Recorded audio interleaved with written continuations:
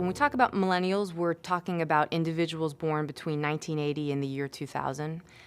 So in the United States, there's 92 million of them. They're the largest generation ever. For comparison, baby boomers were 77 million in size, so this is a large and important demographic.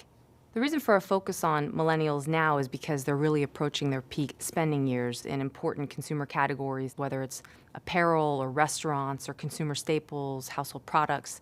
Over the next 5 years, we're looking for their spending to increase by 15% simply by getting older, while baby boomer spending will decline by 10%.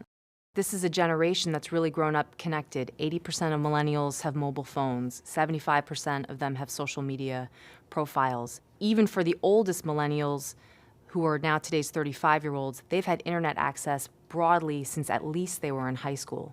It's really this tech overlay that is the catalyst that lights a fire under this whole story. You see parents and other family members looking to millennials for what technology should I be adopting, what new types of consumption behaviors should I be engaging in, whether it's ride sharing or different apps that will allow you to shop differently, to look at user reviews, to compare prices. We're seeing a number of new behaviors emerge from millennials as consumers, and it's really exciting to see how companies are responding to it. Millennials are 3 times as likely to talk about a brand or a product over social media than baby boomers are. They're 10 times as likely to blog about it. So companies understand that they really need to be present and connect with their consumers on social media in ways that they hadn't before. Another important consumer behavior that we're seeing emerge is the peer review as an important tool to making a purchasing decision. We see that millennials are twice as likely to reference peer reviews on products before buying them as Gen X is. And lastly, millennials are a generation of researchers.